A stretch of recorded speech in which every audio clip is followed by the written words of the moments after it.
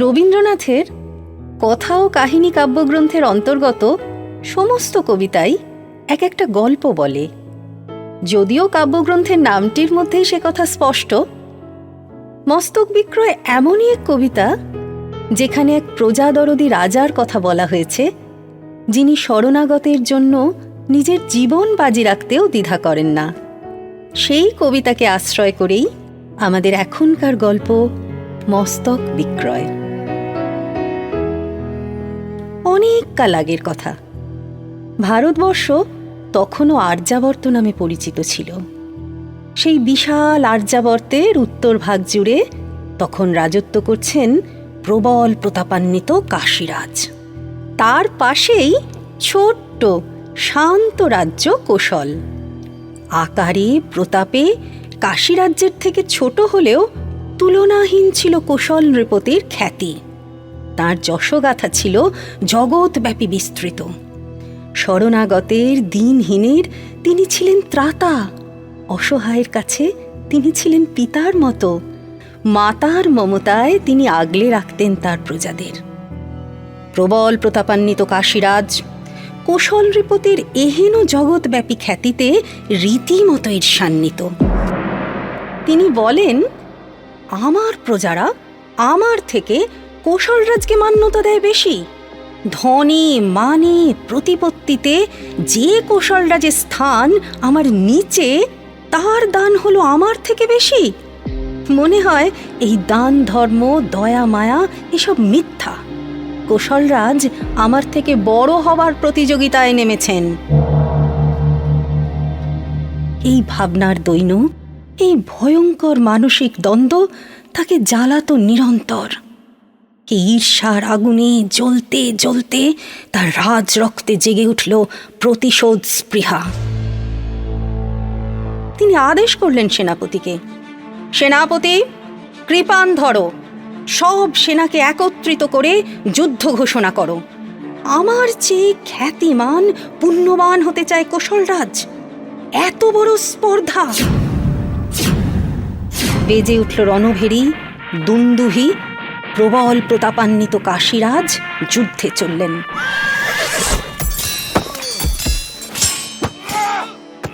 অবধারিতভাবে পরাজিত হলেন কোশলরাজ।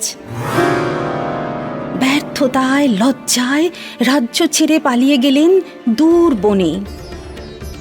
বিজয় গর্বে গর্বিত কাশীরাজ সভাসদদের বললেন, নিজের ধন রক্ষা করার ক্ষমতা যার আছে, একমাত্র তারই দাতা হওয়া সাজে।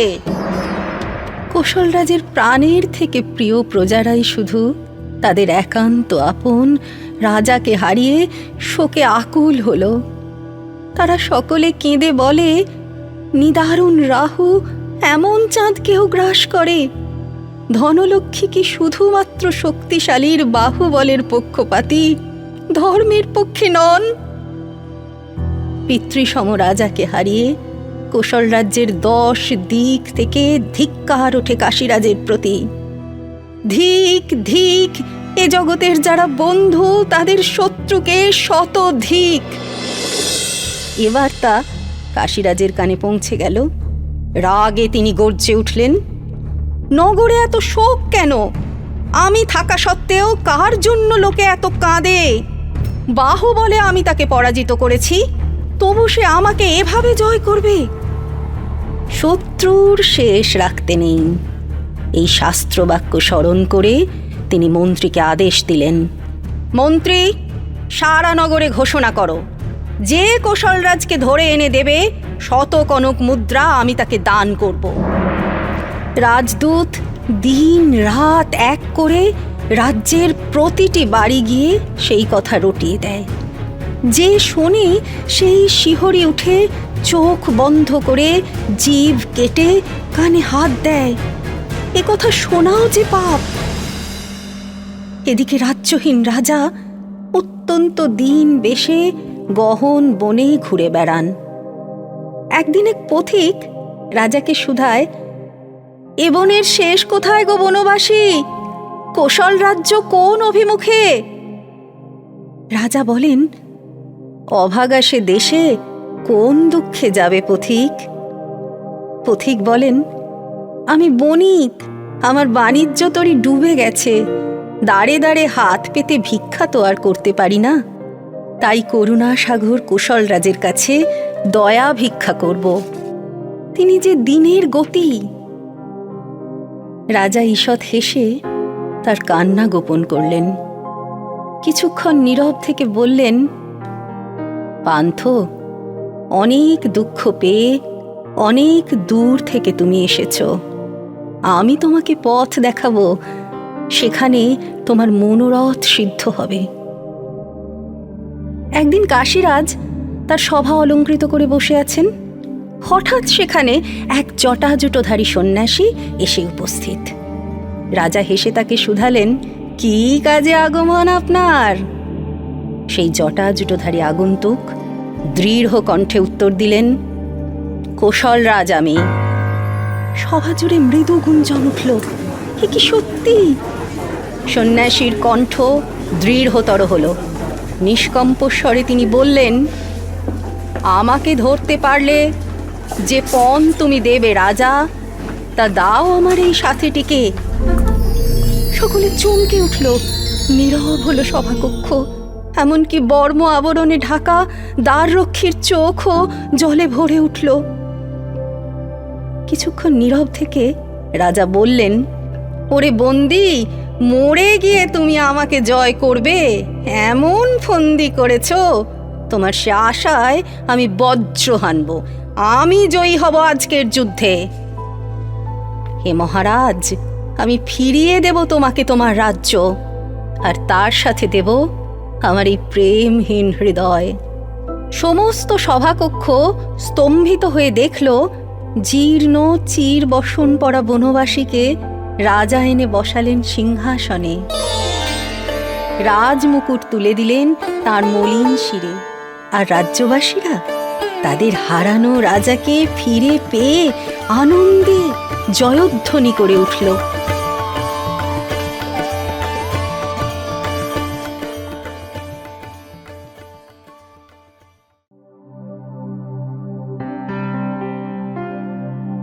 তেরোশো বঙ্গাব্দ, 1899 সাল। আমাদের দেশের বৌদ্ধ সংস্কৃতির পুনরুজ্জীবনের এক সন্ধি পর্বে রবীন্দ্রনাথের আবির্ভাব।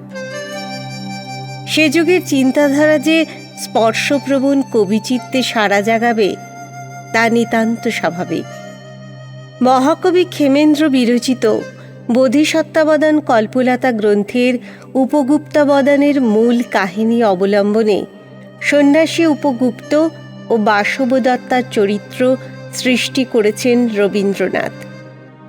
যদিও মূল উপাখ্যানের বহু পরিবর্তন ও বৈচিত্র্য এনেছেন, যা রবীন্দ্র প্রতিভায় হয়ে উঠেছে অসামান্য জীবন দর্শনের গাথা কবিতা।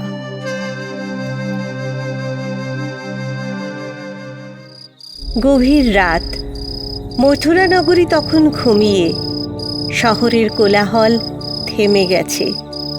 শ্রাবণ মাসের ঘন মেঘে ঢাকা আকাশ। প্রদীপ নিভে গেছে হাওয়াতে। পৌর ভবনের দুয়ার বন্ধ।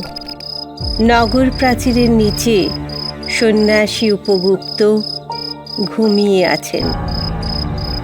হঠাৎ কারো পায়ের স্পর্শে তার ঘুম ভেঙে গেল। তিনি শুনতে পেলেন নূপুরের রিনিঝিনি। চমকে উঠলেন তিনি। ধীরে চোখ খুললেন উপগুপ্ত। এই অন্ধকারেও তার চোখ ঝলসে গেল প্রদীপের তীব্র আলোয়। তিনি দেখলেন আলো ছায়ার মধ্যে দিয়ে এগিয়ে আসছে এক নারী। তার গায়ে নীল বসন, শরীরে অলঙ্কারের ঝঙ্কার, চুল সুগন্ধিত। নগরের বিখ্যাত নটি বাসবদত্তা। যৌবনের অহংকারে রূপের মোহে আবিষ্ট নটি নিদ্রিত সন্ন্যাসীকে দেখতেই পেলেন না। উপগুপ্ত শান্ত স্নিগ্ধ কণ্ঠে জিজ্ঞাসা করলেন, কে কে ওখানে? সম্বিত ফিরল নগরীর নটির। হাতের প্রদীপ তুলে ধরলেন। দেখলেন শান্ত আলোকোজ্জ্বল এক তরুণ সন্ন্যাসী। চন্দ্রালোকে ধোয়া শান্ত বর্ণ তাঁর মুখাবয়বে প্রসন্নতা এনে দিয়েছিল। চোখ থেকে ঝরে পড়ছিল করুণা। বাসবদত্তা লজ্জাবনত চোখে সুললিত কণ্ঠে সন্ন্যাসীকে বললেন, ক্ষমা করুন আমাকে কুমার, আমি আপনাকে দেখতে পাইনি। এই কঠিন কঠোর প্রাচীরের তলে এই শয্যা আপনার উপযুক্ত নয়। দয়া করে আমার সঙ্গে চলুন আমার গৃহে। আপনার পদধূলিতে আমার গৃহ ধন্য হয়ে উঠবে। সন্ন্যাসী তার করুণ কণ্ঠে বাসবদত্তাকে বললেন, হে লাবণ্যময়ী, এখনো সেই সময় আসেনি। সময় হলে আমি নিশ্চয়ই তোমার গৃহে পদার্পণ করব। এখন তুমি যে পথে যাচ্ছ যাও। হঠাৎ প্রকৃতি যেন অশান্ত হয়ে উঠল। দিকব্যাপী ঝড়, আকাশের বুক চিরে বিদ্যুৎ রেখা খেলে যাচ্ছে, যেন প্রবল অট্টহাস্যে মেতেছে আকাশ। বাসবদত্তা ভয়ে কেঁপে উঠলেন। এ কিসের অশনি সংকেত? মনে হচ্ছে যেন আকাশ বাতাস বিদ্রুপ করছে আমাকে।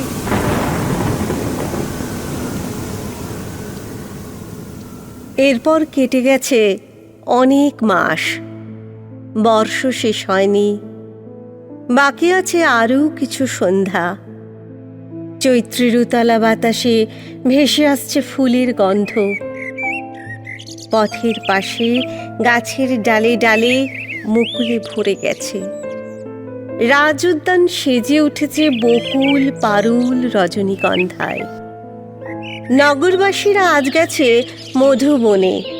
ফুল উৎসবে মেতে উঠেছে তারা। দূর থেকে ভেসে আসছে বাঁশির মধুর ধ্বনি।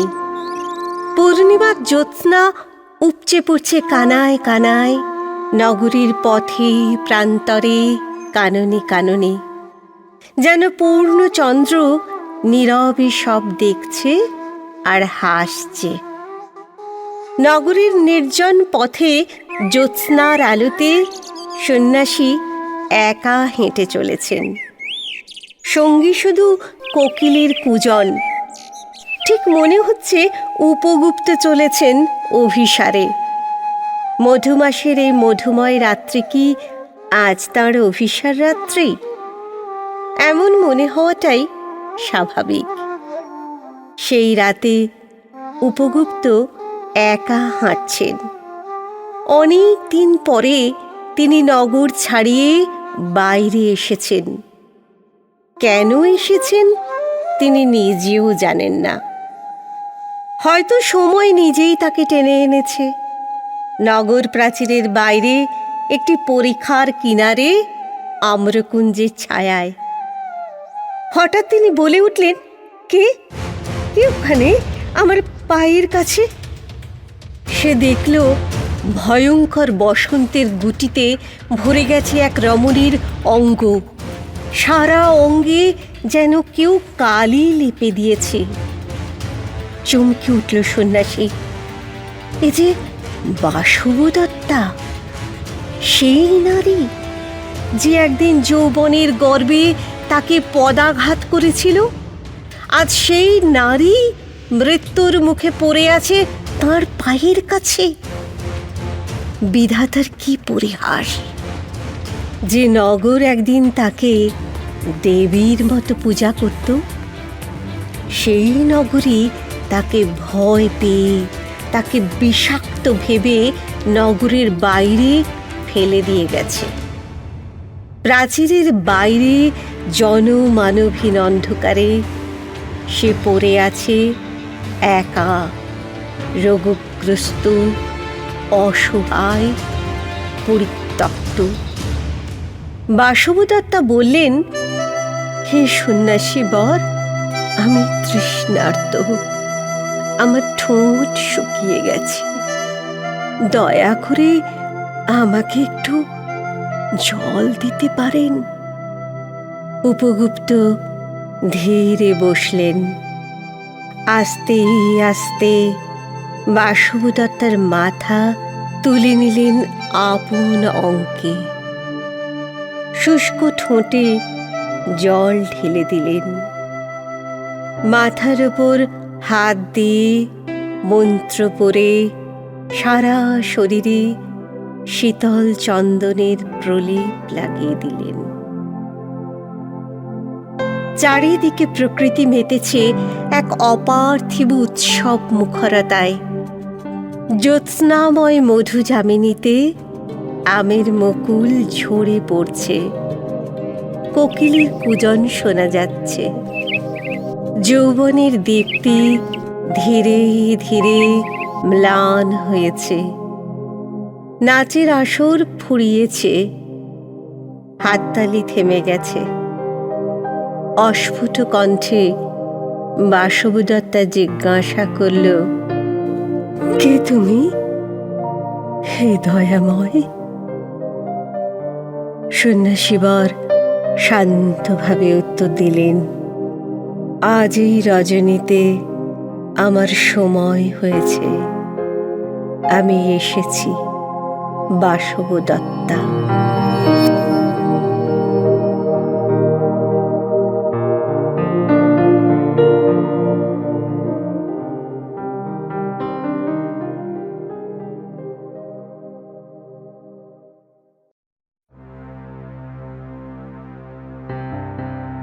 রবীন্দ্রনাথ ঠাকুরের জীবন দর্শন এবং তাঁর সৃষ্টিতে ছান্দোগ্য উপনিষদের ভাবধারার প্রবাহ ছিল। এই উপনিষদের বিখ্যাত মহাবাক্য তৎ তম আসি, যার অর্থ তুমিই সেই, তুমি মানুষ আর সেই অর্থাৎ পরম ব্রহ্ম। রবীন্দ্রনাথ তাঁর সৃষ্টিতে প্রতিটি মানুষের মধ্যেই সেই অনন্ত শক্তির উপস্থিতি অনুভব করেছেন। এই অনুভবের আলোকেই তাঁর বিখ্যাত কবিতা, কথা ও কাহিনী কাব্যগ্রন্থের ব্রাহ্মণ, তাঁর একটি গদ্যরূপ সত্যকাম আমার আজকের উপস্থাপনা।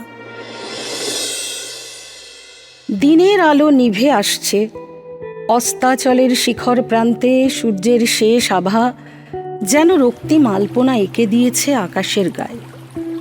সরস্বতী নদীর শান্ত তপবন তলে নেমে আসছে সন্ধ্যার গভীর শান্তি।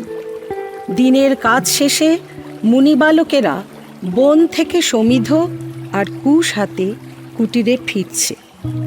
এমন এক স্তব্ধ সন্ধ্যায় জবালার কুটিরে দাঁড়িয়ে কিশোর সত্যকাম আবেগাপ্লুত হয়ে বলল, দেখেছ মা, বনের পাখিরা সব কুলায় ফিরছে। তপবনের দিক থেকে কেমন এক পবিত্র ধূপের গন্ধ ভেসে আসছে। ওই শোনো মা, গুরুর আশ্রমে বেদ পাঠ শুরু হয়েছে। আমার মন অশান্ত হয়ে উঠেছে। জবালা বললেন, তোর চোখের ওই তৃষ্ণা আমি চিনি রে সত্যকাম, বল কি চাস তুই? উত্তরে সত্যকাম বলল, মা, আমি স্থির করেছি কাল সূর্য ওঠার সঙ্গে সঙ্গেই আমি মহর্ষি গৌতমের আশ্রমে যাব। আমি ব্রহ্মচর্য গ্রহণ করে বিদ্যা অর্জন করব। কিন্তু মা, সেখানে গেলে মহর্ষি যখন আমার বংশ পরিচয় জানতে চাইবেন, তখন আমি কি বলবো? মা, আমার গোত্র কি?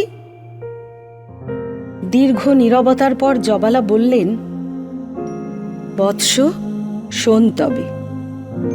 এই স্তব্ধ সন্ধ্যায় তোর কাছে আমি মিথ্যা বলবো না। যৌবনে দরিদ্র পরিচারিকা হয়ে আমি বহু মানুষের বহু সেবা করেছি। সেই সময় তুই আমার কোলে এসেছিলি। তোর বংশ কি, তোর পিতা কে, তা আমি আজও জানি না। তবে কি আমার কোনো পরিচয় নেই মা? পরিচয় আছে।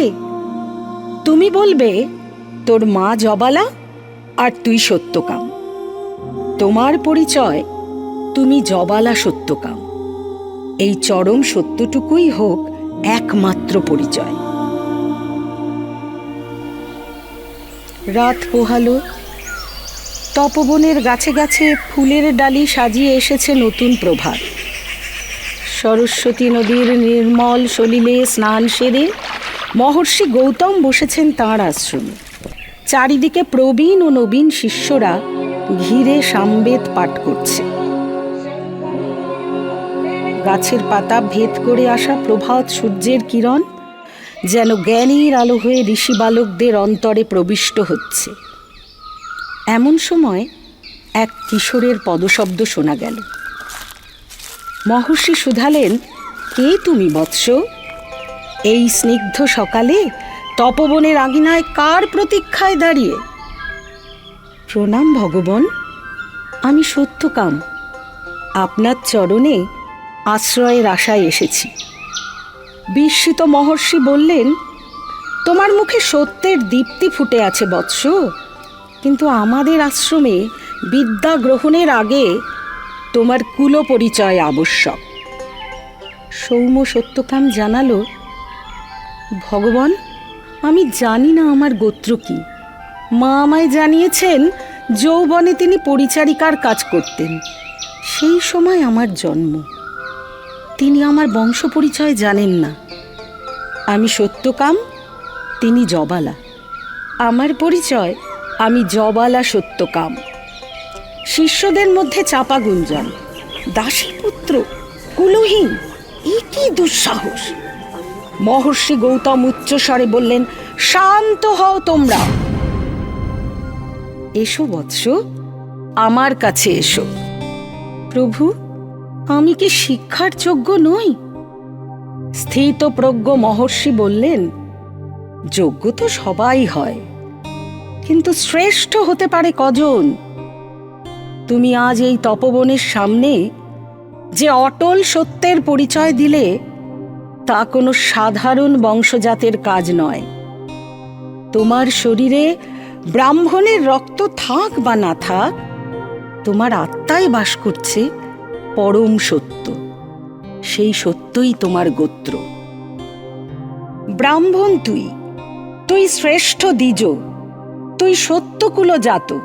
কুলে তোর নাই হোক জন্ম, সত্যে তোর পরম আভিজাত্য। সরস্বতী নদীর জল কলকল শব্দে বয়ে চলে, বনের পাখিরা গেয়ে ওঠে সত্যের জয়গান।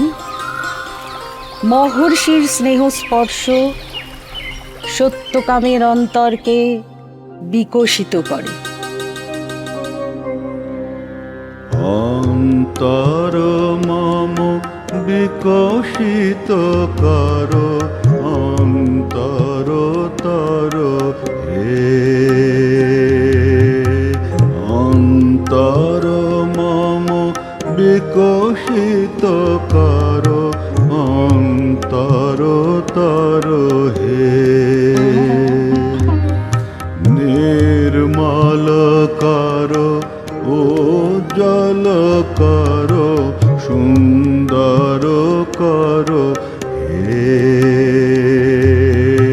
নির্মল করো, ও জল করো, সুন্দর করো হে। নির্মল করো, জল করো, সুন্দর করো হে।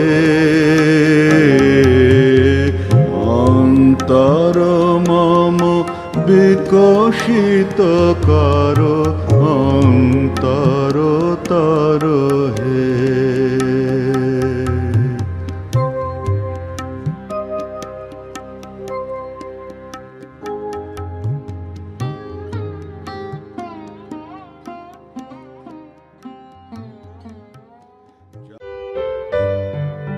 আজ তোমাদের জেমস টডের লেখা the annals and antiquities of Rajasthan বইটির থেকে এক রাজপুত রানীর অসম্ভব এক বীরত্বের গল্প শোনাব।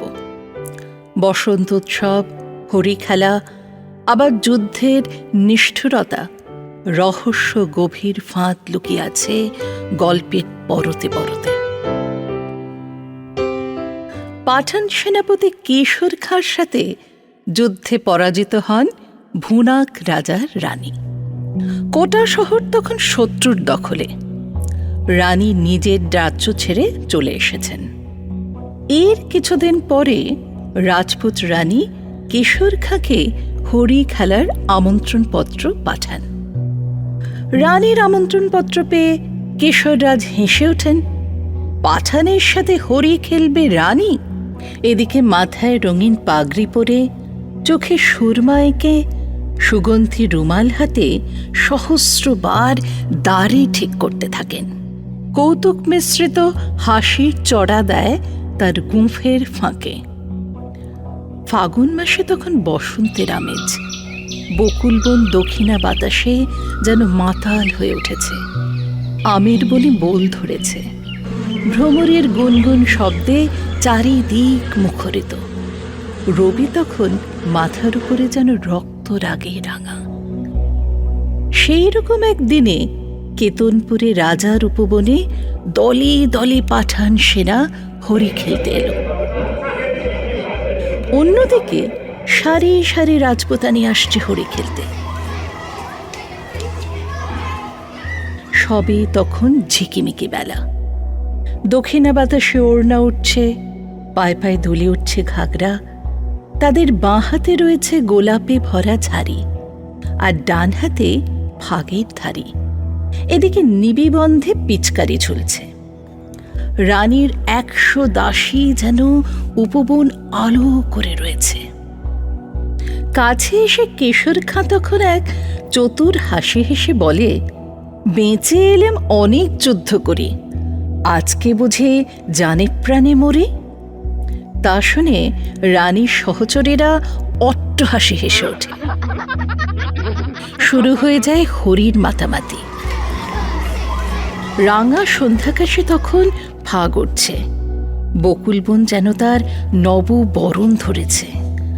রাজপুতানেদের উচ্চ উপহাসে পাখি যেন ভীত সন্ত্রস্ত হয়ে কুজন ভুলে গেছে। হঠাৎ এক উচ্চটেকা এসে রাঙা সন্ধ্যাকাশকে ঢেকে ফেলে। এদিকে কেশর খাঁ ভাবে, চোখে যেন কোনো নেশা লাগছে না, বক্ষ যেন দুলে উঠছে না, তেমন করে তো কই কাঁখন পাচ্ছে না। নারীর পায়ের বাঁকা নুপুরগুলি কেমন যেন বেসুরো বাজছে। পাঠানের মনে হতে থাকে রাজপুতানির দেহ বা মন যেন কোমলতাহীন, বাহুযুগল মৃণালের মতন নয়, কণ্ঠস্বর যেন বজ্রের মতন তীক্ষ্ণ, যেন মঞ্জুরিহীন মরুভূমির লতার মতন কঠিন, শুষ্ক, স্বাধীন। বাঁশি যেন দ্রুত লয়ে বেজে চলেছে। রানী দাসীর হাতে ফাগের থালা দিয়ে বনে এলেন সে সময়। তাকে দেখে কেশর বলে ওঠে, তোমারই পথ চেয়ে দুটি চক্ষু করেছি প্রায় কানা। রানী বলে, আমারও সেই দশা। সখীরা হেসে ওঠে। সহসা রানী পাঠানপতির ললাট লক্ষ্য করে কাঁসার থালাখানা ছুঁড়ে মারে। তীব্র বেগে রক্তধারা বইতে থাকে তার চোখ দিয়ে। বিনা মেঘে বজ্রের মতো যেন বেজে ওঠে কারা না কারা। এই হরি খেলা শুধু এক হোলি উৎসব ছিল না, ছিল পাঠান সেনাপতি কেশর খাঁ এবং রাজপুত রানীর মধ্যে এক তীব্র প্রতিশোধের লড়াই। হরি খেলার আমন্ত্রণ ছিল আসলে এক গভীর ফাঁদ। হোলির উৎসবে রঙিন আবির খেলার ছলে যখন পাঠান মত্ত, তখন তাদের উপরে আক্রমণ করা হয়। একে একে 100 বীর নারী সজ্জা ছেড়ে পাঠানকে 100 সাপের মতন ঘিরে ধরে ও হত্যা করে। অদম্য সাহস ও বুদ্ধির জোরে বীরাঙ্গনা রানী তার নিজের রাজ্য শত্রুর হাত থেকে পুনরুদ্ধার করেন। এই সত্যি ঘটনার উপর ভিত্তি করে রবীন্দ্রনাথ লিখেছিলেন হরি খেলা কবিতাটি।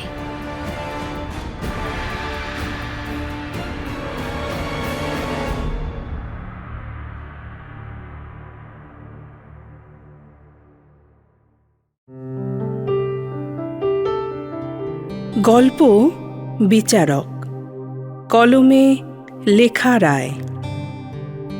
পণ্ডিত শম্ভুচন্দ্র বিদ্যারত্ন প্রণীত চরিতমালা থেকে গৃহীত গল্প বিচারক। একওয়ার্থ সাহেব প্রণীত ব্যালাডস অব মারাঠাস নামক গ্রন্থে প্রচলিত মারাঠি গাথার ইংরেজি অনুবাদ পাওয়া যায়। গল্পের শুরুতেই বলে রাখি, মারাঠা সাম্রাজ্যের একজন উচ্চাভিলাষী জেনারেল এবং 11তম পেশোয়া ছিলেন রঘুনাথ রাও, যিনি রাঘবা দাদা নামেও পরিচিত ছিলেন। পেশোয়া বালাজি বাজিরাবের মৃত্যুর পর তাঁর পুত্র মাধবরাও প্রথম পেশোয়া হন। তারপর ওনার অকাল মৃত্যু পেশোয়া পদে শূন্যতা তৈরি করে। রঘুনাথ রাও নিজেই পেশোয়া হতে চেয়েছিলেন, কিন্তু অনেক সম্ভ্রান্ত ব্যক্তি তার বিরোধিতা করেছিলেন।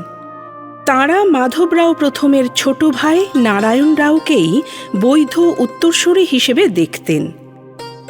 ক্ষমতা দখলের জন্য রঘুনাথ রাও 1773 সালে তাঁর ভ্রাতুষ্পুত্র পেশোয়া নারায়ণ রাওকে হত্যার সঙ্গে জড়িত ছিলেন।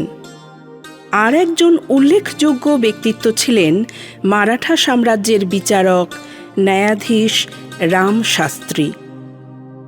রঘুনাথ রাওয়ের বিরোধিতা সত্ত্বেও এই হত্যাকাণ্ডের পরপরই তিনি তদন্ত শুরু করেন নির্ভীকভাবে, আর এই সিদ্ধান্তে উপনীত হন যে রঘুনাথ রাওই ছিলেন প্রধান অপরাধী।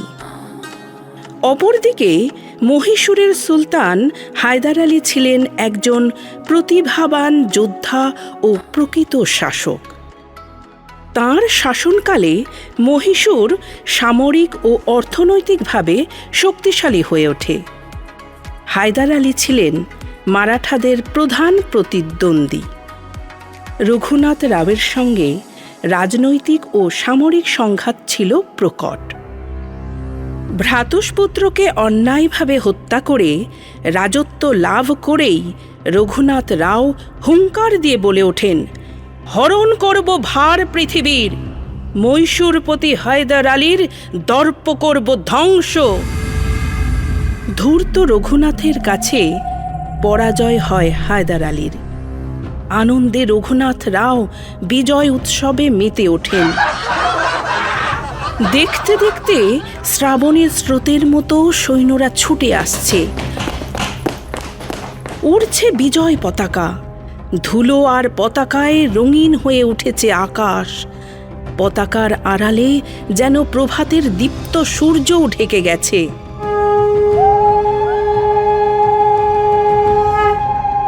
শঙ্খধ্বনিতে, সুন্দরী রমণীদের হুলুধ্বনিতে মুখরিত বাতাস। গর্বিত মারাঠা নগরী জয়ডঙ্কায় কেঁপে উঠছে। মাঝখান দিয়ে রক্তিম বর্ণ ঘোড়ায় চেপে রঘুনাথ চলেছেন। জয়ধ্বনিতে উল্লসিত চারিধার।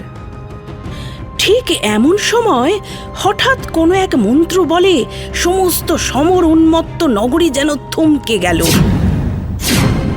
কার চরণের স্পর্শে কোনো এক ইঙ্গিতে থেমে গেল রণভেরি। সিংহদুয়ারে নিমেষে থেমে গেল সৈন্যদলের কোলাহল। ন্যায়াধীশ রাম শাস্ত্রী এসে দাঁড়ালেন ধীরে। দুই বাহু তুলে হেঁকে বললেন, রঘুনাথ রাও, পাপের শাস্তি না নিয়ে নগর ছেড়ে কোথায় যাও? এমন দুঃসাহসিকতা দেখে নীরব হলো জয় কোলাহল। থেমে গেল বাদ্য। রঘুনাথ মুহূর্তে বলে ওঠেন, মাননীয়, এই অসময়ে কেন পথ রোধ করলেন? রঘুনাথের উদ্দেশ্যে শাস্ত্রী আবার বলে উঠলেন দৃঢ়ভাবে, নিজের ভ্রাতুষ্পুত্রকে বধ করে যে অন্যায় করেছ, ন্যায়ের বিধানসূত্র অনুসারে তার বিচার হবেই। তৎক্ষণাৎ তাচ্ছিল্যভাবে রঘুনাথ হেসে বললেন, আমি স্বয়ং রাজা, কোনো বাঁধন মানি না। হাতে মুক্ত তরবারি নিয়ে বীর দর্পে এগিয়ে যাব। কোনো ন্যায় বিধানের ভাষা শুনতে চাই না। রঘুনাথ রাও রামশাস্ত্রীর বিচার অগ্রাহ্য করে আবার যুদ্ধজয়ে বেরিয়ে পড়ার উদ্যোগ নেন। আবার শঙ্খ বেজে উঠল, ডঙ্কা বাজল, সেনারা ছুটে চলল। শাস্ত্রী রাগে অভিমানে আবারও বলে ওঠেন, রঘুনাথ রাও, যাও করো গে যুদ্ধ। আমিও এবার বিচারের দণ্ড ছেড়ে দিয়ে গ্রামে ফিরে যাব। যে বিচারশালায় ন্যায় বিচার হয় না, সেই খেলাঘরের বিচারক হিসাবে আমিও রুদ্ধ হয়ে থাকতে চাই না। নীতিগতভাবে রামশাস্ত্রী সঠিক থাকা সত্ত্বেও তিনি রঘুনাথ রাওয়ের কঠোর, দয়াহীন, অমানবিক আচরণে পীড়িত হয়ে বিচারকের গৌরবপূর্ণ পদ ও সমস্ত সুখ সম্পদ ছেড়ে নিজের গ্রামের দরিদ্র কুটিরে ফিরে যেতে বাধ্য হন।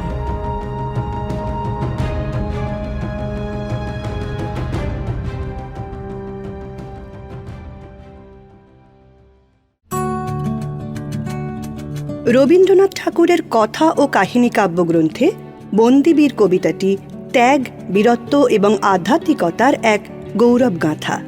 গুরু গোবিন্দ সিংয়ের শিক্ষার ফলে শিখদের নির্ভীক হয়ে মোগলদের নিষ্ঠুরতার বিরুদ্ধে প্রতিরোধ গড়ে তোলার এক সাহসী ও গৌরবোজ্জ্বল অধ্যায়কে কেন্দ্র করে এই কবিতাটি রচনা করা হয়েছিল। কবিতাটি তৎকালীন বাঙালি তরুণদের মধ্যে দেশপ্রেম, সাহসিকতা ও স্বাধীনতার আকাঙ্ক্ষা জাগাতে অনুপ্রেরণা হিসেবে কবিগুরু লিখেছিলেন। পাঞ্জাবে গুরু গোবিন্দ সিংয়ের আদর্শে অনুপ্রাণিত হয়ে হাজার হাজার শিখ মাথায় পাগড়ি বেঁধে দৃঢ় সংকল্প নিয়ে গুরুজির জয় ধ্বনিতে চারিদিক মুখরিত করে তুলেছেন। তারা নতুন উদ্যমে, নতুন সূর্যের দিকে এক দৃষ্টিতে তাকিয়ে মনে সাহস এনে নতুনভাবে তাঁদের প্রতিজ্ঞা গ্রহণ করলেন, ভয়কে জয় করার।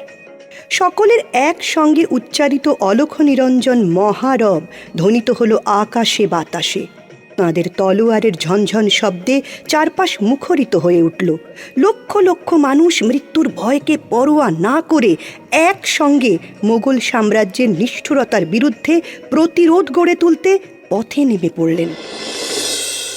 ওদিকে দিল্লির প্রাসাদে বাদশাহজাদার ঘুম ছুটে গেল এই অভ্যুত্থানে। শিখদের অলখ নিরঞ্জন ধ্বনি রাতের অন্ধকারেও আকাশ আলোড়িত করে তুলল। লক্ষ লক্ষ মশালের আলোয় শিখরা এগোতে লাগলো দিল্লির প্রাসাদের দিকে।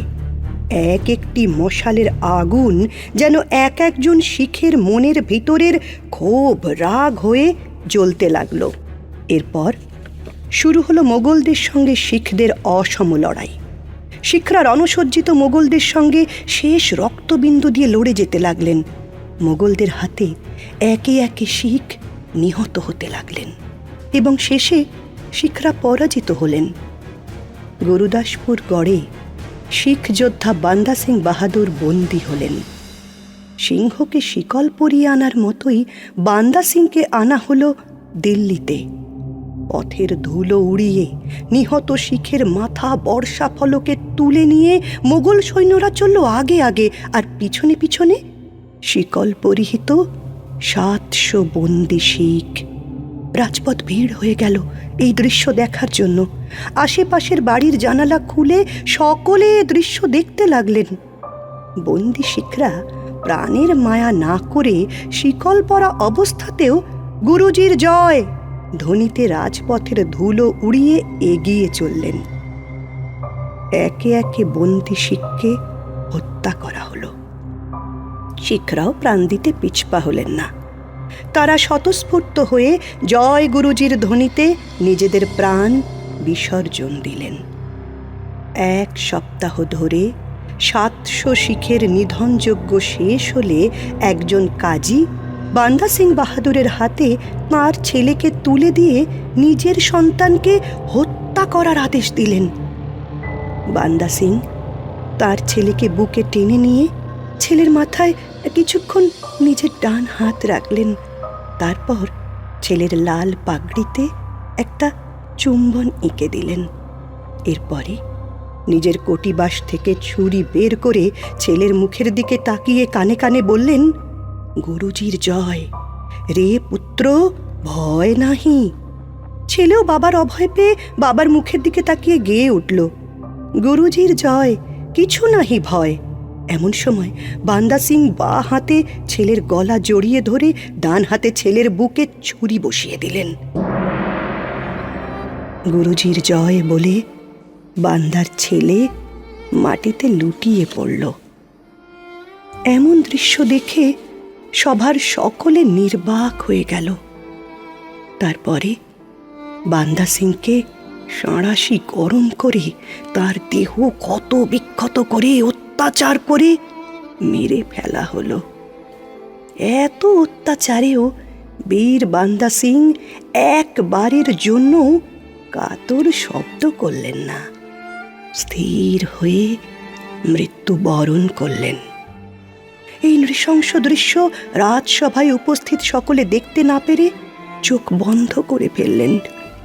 সভা নিস্তব্ধ হয়ে রইল।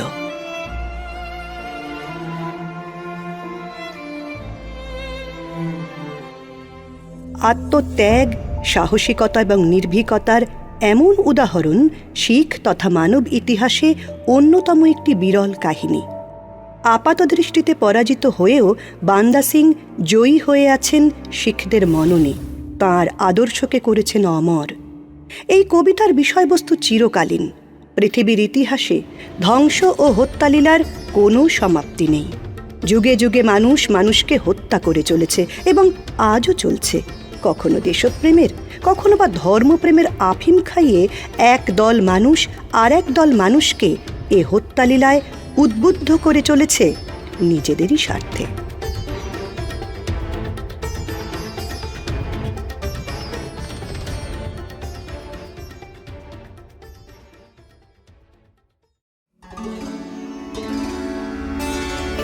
মানুষ জন্মসূত্রে মানুষ হলেও মানবিক গুণাবলী ছাড়া সে পূর্ণ মানুষ হয়ে ওঠে না। মানবতার প্রকৃত সম্পদ হল হৃদয়ের ভালোবাসা, দয়া, মমত্ব ও সহমর্মিতা।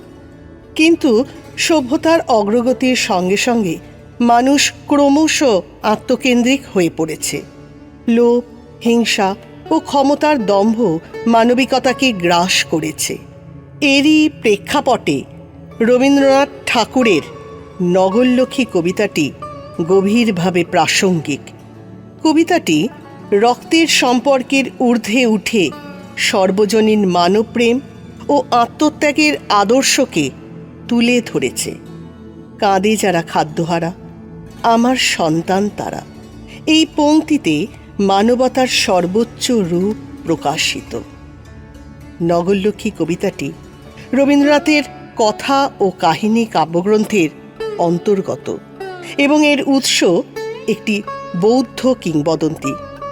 বৌদ্ধ যুগে দুর্ভিক্ষপীড়িত সমাজে ভিক্ষুণী সুপ্রিয়ার আত্মোৎসর্গ মানুষের প্রতি মানুষের দায়বদ্ধতা ও করুণার চিরন্তন আদর্শকেই প্রতিষ্ঠা করেছে। শ্রাবস্তিপুর তখন দুর্ভিক্ষের করাল গ্রাসে জর্জরিত। শ্রাবণ মাস এলেও মাঠে ফসল নেই, আকাশে মেঘ থাকলেও বৃষ্টির দেখা নেই। মাঠে মাঠে ফেটে গেছে জমি, শস্যের ক্ষেতের জায়গায় পড়ে আছে ধূসর ধুলো। বাতাসে ভেসে বেড়াচ্ছে শুকনো খড় আর দীর্ঘশ্বাসের গন্ধ। ঘরে ঘরে অন্নের হাঁড়ি শূন্য, চুলোর আগুন নিভে গেছে বহুদিন। নগরের প্রতিটি পথ ঘাট ভরে উঠেছে ক্ষুধার্ত মানুষের দীর্ঘশ্বাসে। ক্লান্ত দেহে মানুষ হেঁটে বেড়ায় খাদ্যের আশায়, কিন্তু চোখে তাদের শুধু হতাশা। শিশুদের করুণ কান্না আর বৃদ্ধদের নিঃশব্দ আর্তনাদে বাতাস ভারী হয়ে উঠছে, যেন সমগ্র নগরী এক অদৃশ্য যন্ত্রণায় জেগে রয়েছে, যার থেকে মুক্তির কোনো পথ চোখে পড়ছে না। এই চরম দুঃসময়ে ভগবান বুদ্ধ তাঁর ভক্ত ও বিশিষ্ট নাগরিকদের সভায় আহ্বান করলেন। সভাঘরে নিস্তব্ধতার মধ্যে তাঁর কণ্ঠে ধ্বনিত হল গভীর করুণা ও মানব প্রেমের আহ্বান। শান্ত অথচ দৃঢ় স্বরে তিনি সকলের দিকে তাকিয়ে প্রশ্ন রাখলেন, শ্রাবস্তিপরাজ ক্ষুধায় কাতর। বলো, কে এগিয়ে আসবে এইসব মানুষের অন্ন সেবার দায়িত্ব নিতে? তার কণ্ঠে ছিল আশার আলো, কিন্তু প্রশ্নের ভার ছিল বড়ই গভীর। প্রশ্নটি সভা ঘরে প্রতিধ্বনিত হল, কিন্তু কোনো উত্তর এলো না। কয়েক মুহূর্তের নীরবতার পর রত্নাকর শেঠ ধীরে ধীরে মাথা নত করলেন। করজোড়ে কাঁপা কাঁপা কণ্ঠে বললেন, প্রভু, আমার ধন আছে ঠিকই, কিন্তু নগরীর ক্ষুধা যে অসীম। একার পক্ষে এই বোঝা বহন করা আমার সাধ্যের বাইরে। ক্ষমা করুন। তার চোখে তখন লজ্জা আর কণ্ঠে গ্লানি। তারপর সামন্ত জয়সেন এগিয়ে এসে বললেন, প্রভু, যদি আমার বুক চিরে রক্ত দিলে মানুষের প্রাণ ফিরত, তবে আজই তা দিতাম। কিন্তু আমার ঘরেও যে আজ অন্ন নেই, আমি নিজেই নিঃস্ব। ধর্মপাল দীর্ঘশ্বাস ফেলে বললেন, আমার সোনার ক্ষেত অনাবৃষ্টিতে পুড়ে গেছে, ফসল নেই, রাজকর দেওয়াও অসম্ভব হয়ে উঠেছে। আমি কিভাবে অন্যের দায় নেব প্রভু? একই একই সকলেই নিজেদের অক্ষমতার কথা জানালেন। সভাঘরে নেমে এলো গভীর নিস্তব্ধতা।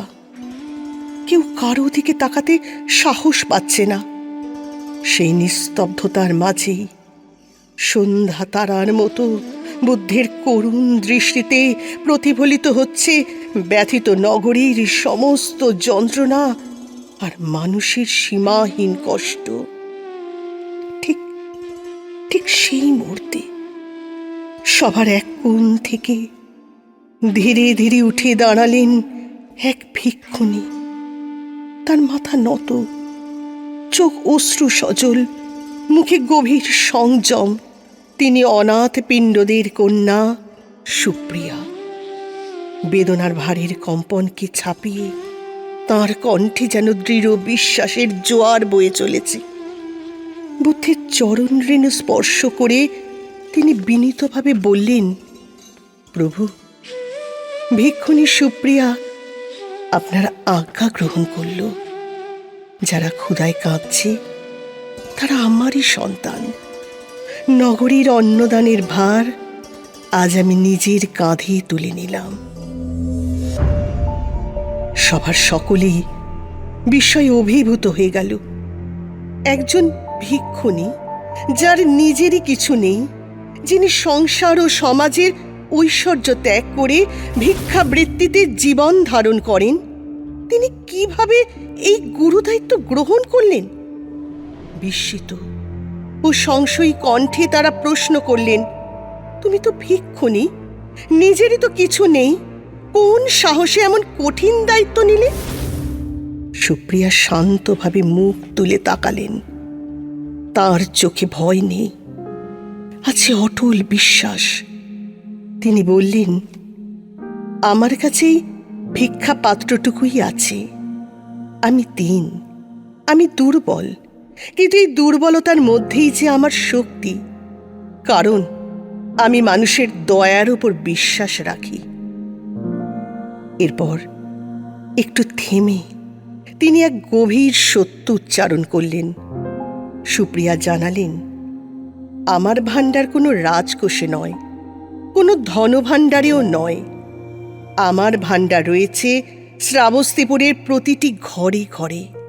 যদি প্রত্যেকে এক মুঠো অন্ন দান করেন, তবে এই ভিক্ষাপাত্র অক্ষয় হয়ে উঠবে।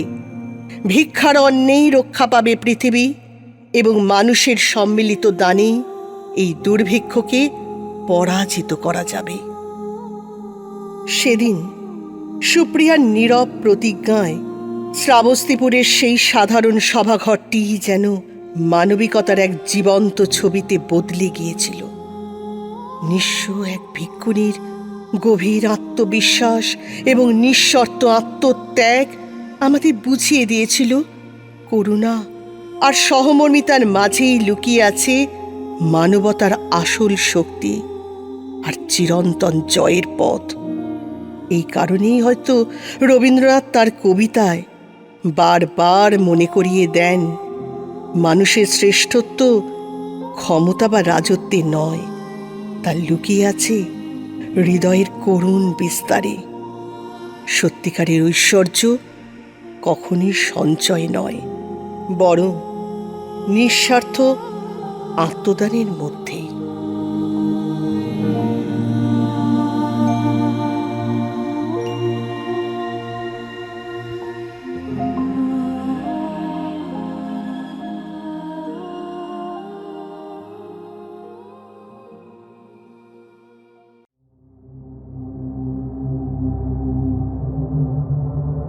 সামান্য ক্ষতি।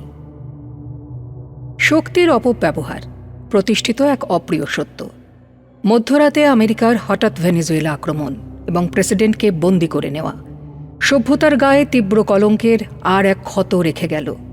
সাম্প্রতিককালে গাজার অলি গলি রাস্তায় ধ্বংসস্তূপের পাহাড় জমতে দেখেছি আমরা। ওদিকে রাশিয়া ইউক্রেন যুদ্ধ তো আজও চলছে। ইতিহাসের বইয়ে হিরোশিমা, নাগাসাকি, ভিয়েতনাম এমন কত না দেশ শহরের কথা আমরা পড়েছি, যা কখনো রাজনীতি, কখনো ব্যক্তি অহংের কুরূপ দেখিয়েছে আমাদের চোখে আঙুল দিয়ে। নানা পৌরাণিক কাহিনী এবং সাহিত্যেও আমরা রাষ্ট্রের সর্বগ্রাসী রূপ বা ব্যক্তি মানুষের এই অযথা অহং সন্তুষ্টির উপর নানা গল্প, গাথা, কবিতা, গদ্য পেয়ে থাকি।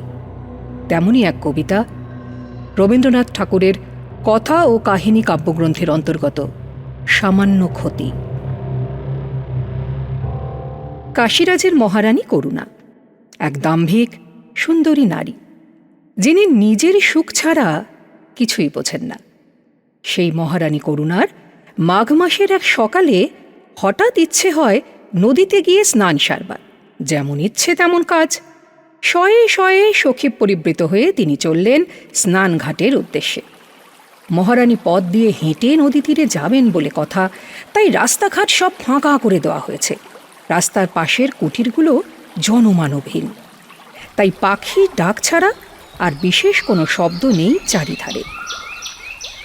এদিকে শীতের উত্তুরে হাওয়া প্রবল বেগে বইছে, নদীর জলে ঢেউও উঠেছে। সকালে সোনা রোদ সেই ঢেউয়ের গায়ে পড়ে এক অপার সৌন্দর্য ছড়িয়ে দিচ্ছে।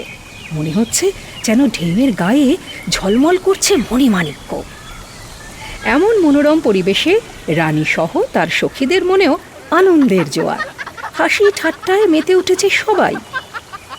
আর শত শত নারী যখন হেসে ওঠে, তখন তা যেন আকাশ ভেদ করে যায়।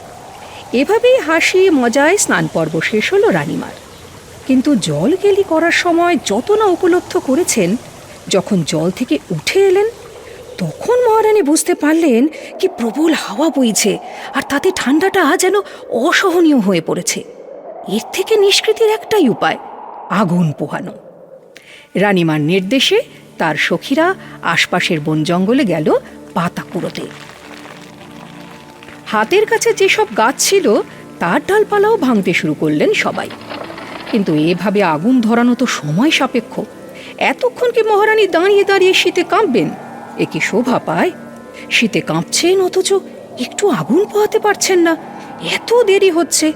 এ আর সহ্য হলো না রানীমার। তার নজরে এলো একটু দূরের এক কুড়ে ঘর। সখীদের উদ্দেশ্যে রানীমা বললেন, ওরে তোরা এদিকে আয়, দেখ দেখ ওই একটা কুড়ে ঘর দেখা যাচ্ছে না? ওই ঘরটাতে আগুন লাগিয়ে দে, সহজে আগুন ধরে যাবে, আর তাতে আমার আগুন পোহাতেও সুবিধে হবে। সখীদের মধ্যে কেবলমাত্র মালতী এর বিরোধিতা করলেন। রানীমা, এভাবে হঠাৎ কারো কোনো ঘর পুড়িয়ে দেওয়া যায়?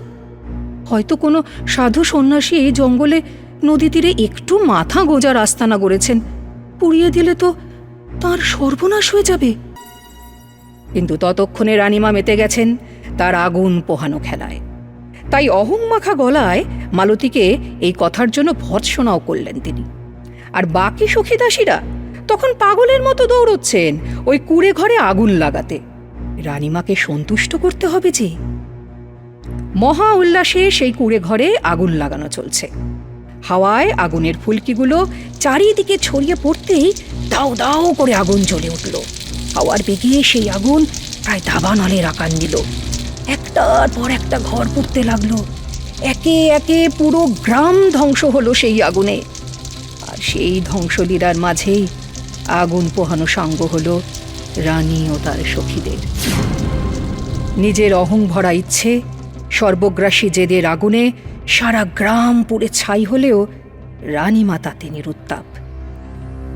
আগুন পোহানো খেলা শেষ করে ক্লান্ত হয়ে রানীমা তার সখীদের নিয়ে ফিরে এলেন রাজপ্রাসাদে। যাওয়া আসার এই পর্বে তফাৎ ছিল একটাই, রানী করুণা পাখির কলতান শুনতে শুনতে স্নানঘাটে গিয়েছিলেন, কিন্তু তিনি প্রাসাদে ফিরলেন আর্তনাদ ভরা কাকপক্ষীর কর্কশ আওয়াজকে সঙ্গে নিয়ে। এদিকে রাজদরবারে ছিলেন মহারাজ। গ্রামবাসীরা এসে রাজার পায়ে পড়লেন। রাজা এমন এক মর্মান্তিক খবর শুনে হতভম্ব হয়ে গেলেন। লজ্জায় তার মাথা হেঁট হয়ে গেল। রাগে ক্ষোভে রাজার মুখ লাল হয়ে গেল। তিনি সোজা চলে গেলেন রানীর প্রাসাদে। মহারানী, তুমি এ কি করেছ? ওই অভাগা দুঃখী মানুষগুলোর একমাত্র সম্বল যে ঘর, সেগুলো তুমি জ্বালিয়ে দিলে। তুমি এতটা নির্মম কিভাবে হলে রানী? রানী বললেন, ঘর? ওগুলোকে ঘর বলো তুমি? কয়েকটা ছোট জীর্ণ কুটির, ওগুলোতে কে থাকে? আর কতটুকুই বা ক্ষতি হয়েছে? ওই অর্থ আমার একবেলার আমোদেই তো লেগে যায়। রাজা বললেন, রাজপ্রাসাদে থেকে কুড়ে ঘরের মর্ম তুমি কিভাবে বুঝবে রানী? কি করে বুঝবে যে ওই জীর্ণ কুটির এক দিন দুঃখীর কাছে ঠিক কতটা?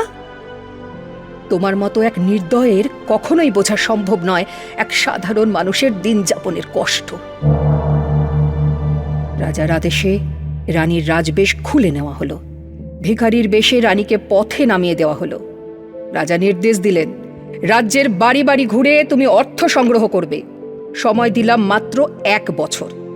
নিজের সংগৃহীত অর্থে সবকটি কুটির আবার নির্মাণ করবে।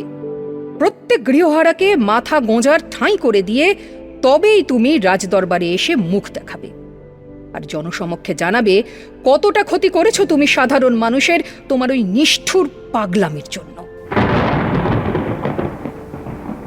কবি তার এই কবিতার মাধ্যমে বুঝিয়েছেন, অপরাধীকে যোগ্য শাস্তি দিতে হয় তার প্রতিটি অপরাধের জন্য, আর রাজ্যের সর্বোচ্চ পদে যিনি আসীন থাকেন তাঁকে হতে হয় নিরপেক্ষ। নিজের লোকের দ্বারা ঘটিত দুষ্কর্মকে কখনোই তুচ্ছ ঘটনা বা সামান্য ক্ষতি বলে এড়িয়ে যেতে নেই। সঠিক বিচার পাওয়ার অধিকার রয়েছে সবার, আর তা সম্পাদন করতে হয় রাজাকেই।